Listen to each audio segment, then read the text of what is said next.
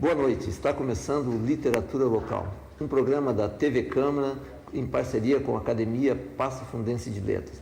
Hoje aqui no estúdio a escritora, a professora, a artista, a militante em ecologia Ana Carolina Martins da Silva e o jornalista Paulo Monteiro. Boa noite, Ana. Boa noite, Paulo. Boa noite. Ana, conta para nós um pouco da sua trajetória. Você, como muitas pessoas dessa cidade, não é de Passo Fundo. Você veio da onde? Como chegou aqui? Onde começou o seu envolvimento com artes, com literatura? A sua história pessoal? Então, boa noite a todos e a todas. Eu sou lá de São Borja. Sou lá de São Borja. E São Borja tem muito isso. Talvez pelo distanciamento, pela aquela característica de ser das missões, aquela introspecção. São Borja tem muita ligação com a arte, com a poesia. Nós temos lá os Angueras, né, a figura do Aparício Silva Rilo, nosso grande poeta, já falecido, mas imortal, como se diz, né? Então, São Borja, a gente vivenciava muito a arte. Eu comecei a minha faculdade de letras em São Borja, e na minha própria escola nós trabalhávamos com teatro, trabalhávamos com jornalzinho de colégio, e teatro na faculdade, e arte, e música, e sempre com aquela coisa dos Angueras, que eles eram os famosos, né, os poetas da música. E então a arte na minha vida entrou assim. Meu pai tinha um programa de rádio, era professor, e tinha um programa de rádio também chamado Música e Saudade. Então, na madrugada, ele tocava Vicente Celestino, Orlando Silva, e nós ficávamos acordados para ouvir aquilo lá. E depois, quando eu era já mais jovem, meu pai tinha um programa de auditório pela rádio, né? Então, isso lá em São Borja era o máximo. Tinha o conjunto Os Dinâmicos, que abrilhantava, então, o programa de rádio, né? Então, essa vivência com o rádio, com a mídia, com o teatro, com a arte, com a poesia, isso em São Borja, para nós, pela minha convivência com meu pai e pela própria estrutura da cidade, é muito forte. E quando eu cheguei em Passo Fundo, eu vim para cá naquele intuito de buscar coisas novas, né? Quando eu cheguei em Passo Fundo, eu comecei a conviver com o pessoal do Grupo Ecológico Sentinela dos Pampas, e aí abri um pouco a minha mente na questão da ecologia, e também comecei a conviver com o curso de letras da UPF. Então aí a minha vida, vamos dizer assim, se transformou em literatura. Hoje eu não poderia dizer assim, não poderia imaginar um dia inteiro meu, sem falar um pedaço de um poema, sem estar com um livro na mão, sem estar discutindo arte, sem estar vivenciando música, teatro. Para mim, se eu passar um dia inteiro sem fazer isso, para mim não é um dia da minha vida, né? Ana, você fundamentalmente é uma poetisa, mas tem incursões na prosa também, com a publicação de contos. As pessoas geralmente falam em poesia e esquecem do poema. Essa ligação da poesia com o poema e com a prosa. O que é a poesia, o que é o poema, o que é a prosa? Onde é que existe poesia? Onde é que começa o prosaísmo e começa a arte poética? Bem, nós temos autoridades em literatura em Passo Fundo que responderiam melhor isso, né? Mas eu penso assim, poesia... Mas não responderiam pela prática que os poetas... Eu vejo assim, a poesia, ela está em tudo. Está no canto do quero-quero, está no nascer do sol, num céu bonito, numa noite estrelada, num beijo de amor, num toque de mãos, num momento com os amigos, aquela coisa que a gente sente, aquilo é a poesia. E o poema, eu encaro assim o poema como um trabalho, porque o Mário Quintana dizia, né, todo mundo pode fazer poesia, contanto que não venha mostrar para mim, ele dizia isso assim. E na raiva, no palavrão, como o Boccaccio, como o Arentino, como o Gregório de Matos... Também a poesia? Sim, porque como eu te digo, eu vejo assim que a poesia é a essência, é o teu ser, é aqueles grandes sentimentos da humanidade. Isso é a poesia, que mexem contigo, que te tiram do teu normal, que te tiram daquela tua civilização. Eu acho que a poesia é a quebra da civilização. O poema, como eu te dizia, é um trabalho. É você pegar aquela sensação, aquilo que te move e transformar em palavras. Diz o ditado que de poeta e de louco cada um tem um pouco. O que é razão e o que é loucura na poesia? O que essa frase tem de verdade? Eu acho, bom, o Michel Foucault diz, né, que o louco mesmo é o normal, é aquele que se acha normal. O Michel Foucault diz assim, né, que o louco é aquele que se acha normal. Mas eu penso assim, ó, a questão do estado de normalidade é muito relativa, porque as coisas não têm um parâmetro. Por exemplo, na ciência, que o nosso meteorologista talvez possa dizer, não, a temperatura tem tal ponto, mas nós, no caso, os nossos sentimentos, as nossas vivências, nós não temos um ponto médio.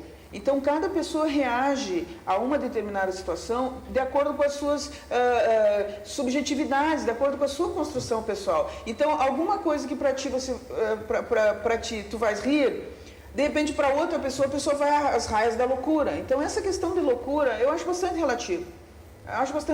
Eu acho que todos nós somos seres reagindo a um ambiente, ora hostil, ora amistoso, ora que te aconchega, ora que te agride. Então, essa concepção de loucura, para mim, é bem complicado definir. Agora, fala. Ana, você está teorizando sobre Sim. poesia, loucura, enfim. Em Passo Fundo nós temos muitas pessoas que escrevem poemas, nós temos uma produção, uma obra poética, nós temos na própria Academia Passo Fundense de Letras a professora Jurema Carpes do Vale, a Craci Dinarte, Helena Rota de Camargo, o Getúlio Vargas Alves, enfim, temos vários membros, outras pessoas da cidade, Pablo Moreno, várias pessoas que escrevem. O Palma tem uma história bonita, que ele era carteiro, não sei se ele ainda é agora, faz tempo que eu não encontro. E o primeiro livro dele, ele levou de casa em casa.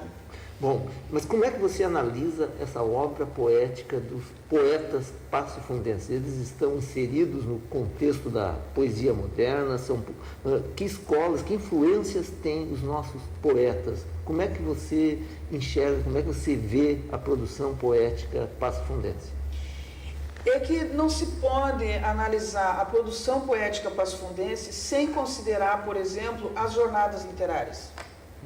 Se você pegar as poesias literárias, as poesias dos poetas passofundenses locais, elas não se diferem do que nós temos, por exemplo, dos poetas locais de Itapejara, dos poetas locais de Vacaria, de Bom Jesus, de Lagoa Vermelha, de Sananduva, porque cada poeta local, ele leva um pouco o jeito do seu lugar. Ele ainda não está, nós ainda não tivemos, acredito, não tivemos assim uma transcendência desse jeito local de escrever. Eles acompanham, nós, vou dizer assim, né? Nós acompanhamos um pouco Então eles teriam uma linguagem limitada, uma linguagem, digamos assim, quase que regional, não teriam uma linguagem universal. Eles não falariam para o mundo ou falariam para o mundo? A poesia sempre fala do mundo. É a ideia, pelo menos, que passa. Então deixa eu corrigir. A poesia sempre fala do mundo porque a poesia fala de sentimentos e sentimentos são universais. O ser humano é igual, essencialmente, nos seus sentimentos. Muda os hábitos, mas os sentimentos não diferem. Eu penso assim. O que eu quero dizer em relação à jornada? Que como a jornada, ela tem trazido sucessivamente os maiores poetas do Brasil, que são pessoas que têm uma outra formação, que têm uma vivência de mundo, inclusive, viajaram, palestras, convivência. Então, a nossa poesia, produzida aqui em Passo Fundo, ela fica ainda mais local, porque as pessoas da cidade têm esse contraponto vivo com os grandes poetas que passaram na jornada da literatura. Agora, se você esquecer os grandes poetas que vêm à jornada da literatura, e você pegar a produção, por exemplo, a Craci tem poemas belíssimos. A Craci tem poemas, assim, os sentimentos de mulher, ela tem um sentimento feminino, assim, dessa mulher que se descobre e, ao mesmo tempo, não consegue se libertar e quer ser aquela mulher ideal e ao mesmo tempo tem as suas dificuldades. Os poemas da Craci são lindíssimos. Mas como fazer com que essa bela poesia de Passo Fundo, por exemplo, seja conhecida em nível nacional? Como nós transformarmos os nossos poetas municipais, para usar a expressão do Drummond, em poetas estaduais, em poetas federais e em poetas universais? Aí não entra poesia, aí entra marketing. Eu vou ser bem objetiva. O que acontece com a nossa literatura, e aí eu não falo a nossa só Passo Fundo, porque eu tenho trabalhado desde 2002 na Universidade Estadual do Rio Grande do Sul, eu tenho trabalhado com a literatura regional. Já fiz a região ali de Vacaria, já fiz a região de Lagoa Vermelha, aqui Passo Fundo, pela própria Academia Passo Fundense de Letras, a gente naturalmente discute isso. Então, o que acontece conosco, com os artistas locais em geral, é que o artista local, ele não trabalha o marketing. Ele é um tímido? Ele é um tímido. Bom, Ele é um tímido. nós conversamos sobre esse tema, a influência dos poetas externos a Passo Fundo que vem até nós via jornada de literatura. Certamente que você fez um contraponto que isso distanciava os nossos poetas quando comparados com esses escritores de maior fama, de uma maior abrangência em termos de divulgação da sua obra. Mas certamente que também a presença desses poetas em nossa cidade acabam deixando influência nos nossos poetas locais. Mas esse é um assunto que nós vamos conversar no nosso próximo bloco.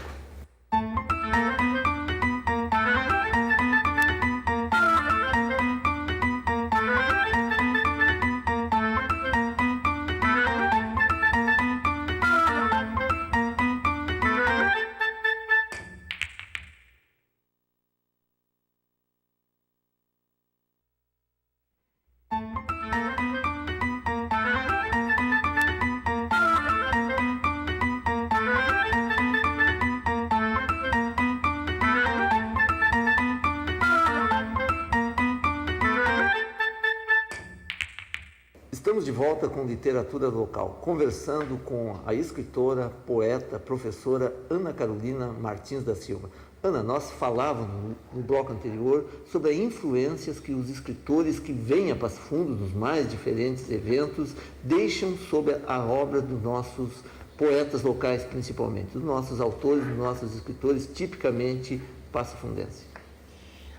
Eu penso que não é exatamente apenas os escritores, é todo aquele conjunto de coisas, como música, como teatro, porque o ser humano é um ser social, e quanto mais você convive com outras pessoas, com outras visões, mais a tua pessoa se modifica, portanto, a tua obra ela vai sendo influenciada por outras falas, por outras palavras. Eu me lembro quando nós fizemos um seminário em Vacaria, eu me lembro que o Lauro Teodoro, que é um escritor lá de Caxias, ele foi falar sobre a literatura infantil e ele falou assim, ele todo piochado, né, de gaúcho, e ele falou assim, eu gosto de escrever para as crianças porque eu tenho o coração aquebrantado pelas crianças. Eu acho que eu já ouvi essa palavra alguma vez, mas a forma como ele disse, eu tenho o coração aquebrantado pelas crianças, eu achei aquilo a coisa mais linda. Então, esse contato, eu nunca mais me esqueci dessa magia que o coração das crianças tem, né? Mas então, é esse contato que faz com que o autor se diferencie. Essa expressão dele assume até um ar de teatralidade. E por falar, tu falaste em teatro antes, e tu tens ligação com o teatro. Teatro e poesia, qual é a ligação? O que existe entre os dois? Eu queria colocar assim, ó, a poesia é uma coisa que quem gosta não tem como não fazer. As pessoas que gostam de poesia, mesmo sem saber escrever, as pessoas que gostam de poesia, elas estão paradas olhando o horizonte e elas te dizem um verso. Então, a poesia é uma coisa acima do bem e do mal. Quem é poeta, quem tem o amor pela poesia, ele, mesmo que ele não crie dele, ele diz um verso, em qualquer momento. Então, a poesia é acima. Quanto ao teatro, o teatro, na minha vida, fez toda a diferença. Eu já fazia teatro lá em São Borja, mas era coisa de colégio, de universidade, né? E quando eu cheguei aqui, eu participei de alguns cursos com o Eduardo Tornag. E o Eduardo Tornag, ele não trabalhava o teatro como eu entendia, que era você montar uma peça e apresentar. O Eduardo Tornag, ele trabalha o teatro de dentro para fora. De dentro para fora. E a mim fez toda a diferença. Para mim, é a minha vida. Eu hoje não tenho mais tanto tempo de fazer teatro, mas é a minha vida, eu adoro. Falando em teatro, falando em poesia, você escreveu vários livros. Certamente que cada livro tem uma história por trás, né? Quase sempre uma bonita história. Eu particularmente conheço alguns livros seus, Manter no Coração, Piedade, Pontes, Muralha. Você poderia falar um pouco dessa sua obra, mostrar uma pequena parte Como surgiram esses livros? Como foi escrever esses livros? Qual o significado dele na tua vida, enfim, na tua produção literária? Como eu disse, lá em São Borja a gente tinha muita influência dos Angueras. E o Silva Rilo, ele publicava uma coluna no jornal, para esse Silva Rilo. E então nós que éramos jovens e tal, e achávamos que escrevíamos, nós sempre levar o poema para o poeta famoso da aldeia Vera. O poeta municipal. É. E ele sempre foi muito prestimoso, assim, e comigo, ele me disse que eu era poeta. E eu acreditei. Não sei se ele disse por gentileza, eu acreditei. E então eu fui escrevendo, mas nunca publiquei. Quando eu cheguei em Passo Fundo, pelas convivências que eu tinha da agência de publicidade, da própria movimentação com a ecologia e tal, eu acabei convivendo com o Ivaldino Tasca, e ele, pela Aldeia Sul, ele decidiu publicar o IP no Coração. Então, esse primeiro livro, ele tem, assim, poemas lá que eu fiz quando eu tinha 13 anos. Então, hoje, eu não posso ler esse livro com a caneta na mão. Porque se eu leio, eu vou mudando, eu vou trocando, eu fico pensando, mas isso aqui eu não podia ter dito, ter escrito. E são livros assim mas é uma parte da minha história, né? Eu diria que esse IP, a capa foi feita pela Roseli Preto, que foi uma honra para mim, uma felicidade muito grande, né? Então, cada livro é um amor. O Ivaldino ter feito com a Aldeia Sul, a Roseli ter feito a capa, né? Algum poema em particular lhe agrada nesse livro? Diz um número, Paulo Monteiro. 37. Meu Deus! Eu ia dizer 33. 37. Opa! Ser homem não passa de ser a necessidade que temos uns dos outros. O homem não evolui. O homem não é rã. O homem continua com um grande rabo enroscado em si. Solidão. Os simbolistas eram apaixonados pelo sapo, você já estava lá, né? Se o IP no Coração é um livro da sua fase pré-adolescente, adolescente, não, tem uns de mocinha. É um livro da fase madura, da fase mulher madura, da profissional, enfim. Qual livro?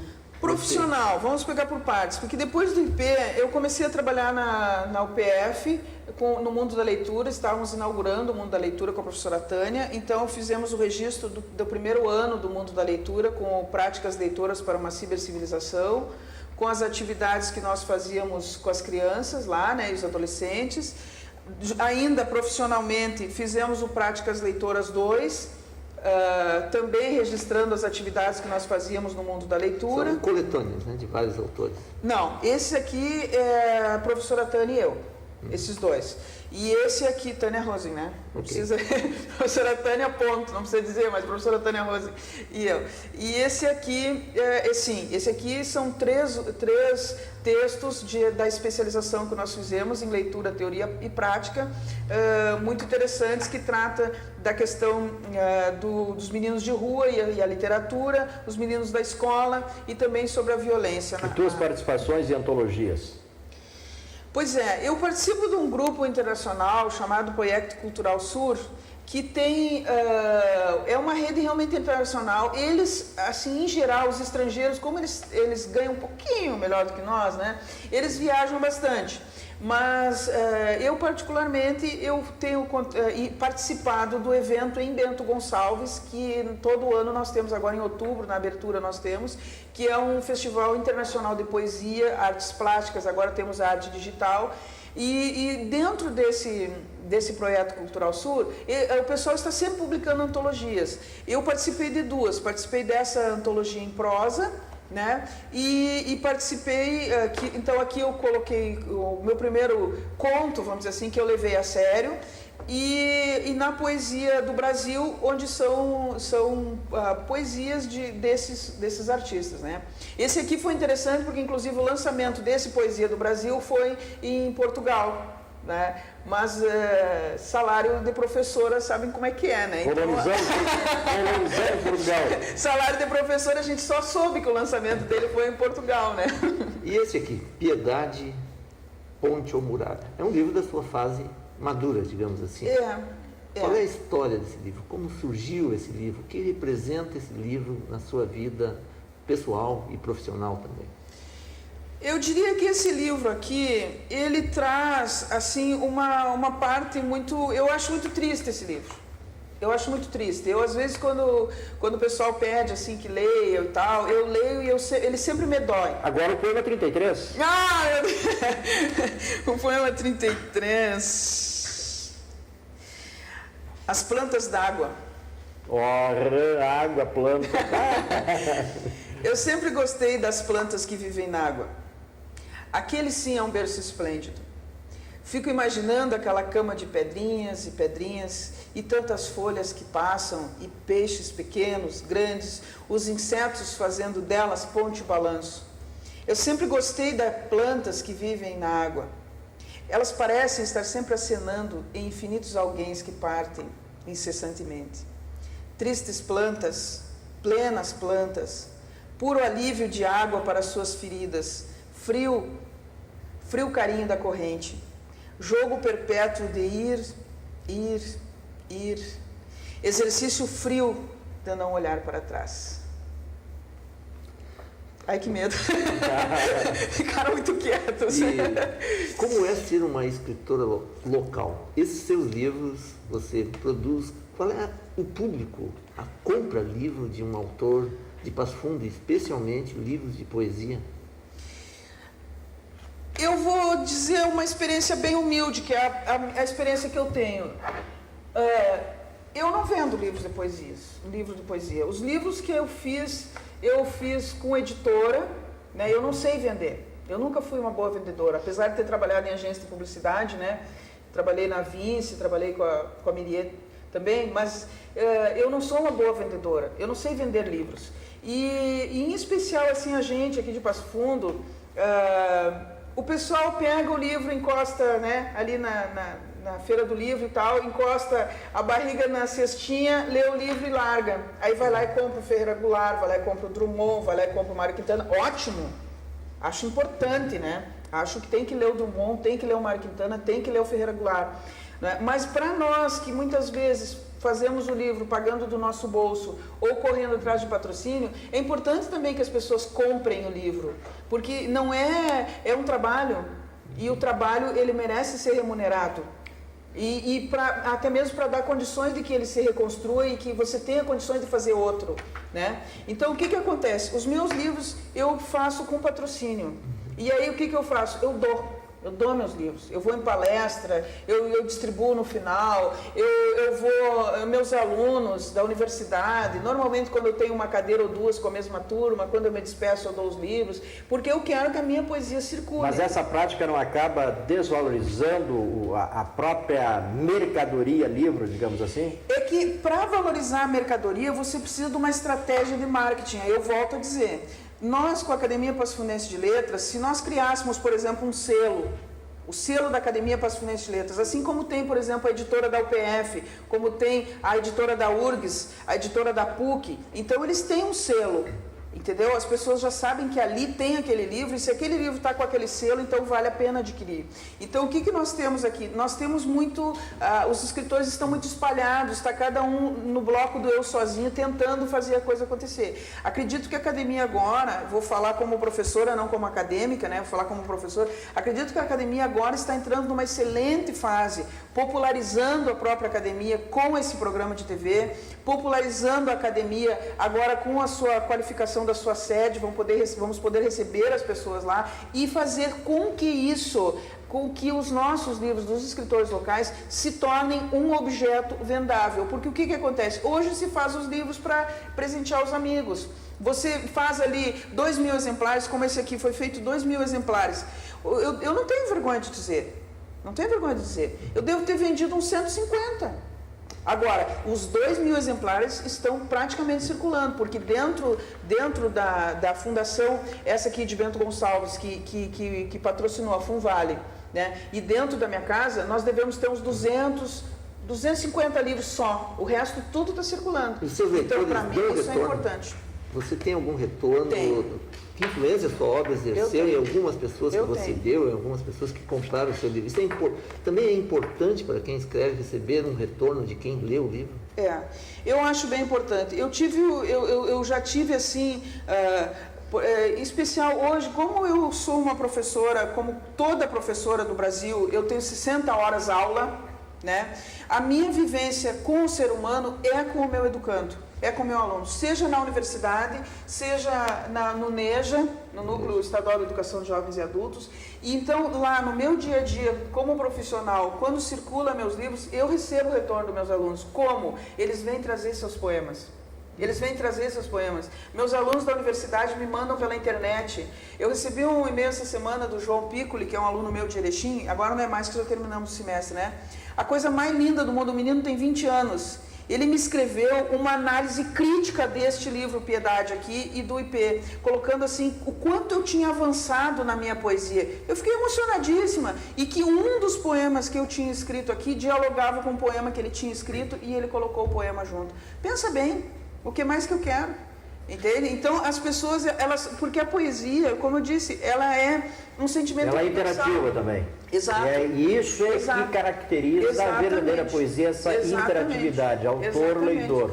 Então, e você cresce. Às vezes a pessoa... Já aconteceu teve um poema aqui do IP que o Eduardo Tornag ressignificou para mim, o final. Eu escrevi o poema de uma forma e ele leu o poema e disse assim, esse final aí, Ana Carolina, esse torturador... E eu não tinha visto que estava escrito torturador no final do poema. Eu não tinha visto. E ele olhou assim o amor como... Porque eu coloquei o final era tortura, dor. Mas eu tinha colocado dor no sentido da dor que aquele amor me causava. Que era um poema de amor, né? E Ana, é impressionante a presença do torturador no final do teu poema. E eu fui ler o poema de novo com os olhos desse tamanho. Onde é que está o torturador? Então, o leitor, ele te ressignifica. Isso é exatamente aquilo que os teóricos e os práticos da poesia praxis da década de 60 definiam como textor, o texto escrito pelo leitor. Perfeito, é isso mesmo. Bom, nós estamos conversando com a escritora, professora, acadêmica Ana Carolina Martins da Silva. O nosso tempo está acabando, o assunto não para por aqui, nós voltaremos em um próximo programa para tratar um pouco mais da sua obra. Nós não conseguimos tratar do seu papel como professora, o seu teatro de boneco, o seu envolvimento ecológico, a sua obra escrita, a literatura que você está fazendo em cima da nossa história, em cima da Revolução Federalista, em cima de várias batalhas que aconteceram em Passo Fundo. Ana, muito obrigado pela presença. Nós ficamos por aqui e voltaremos num próximo programa. Boa noite.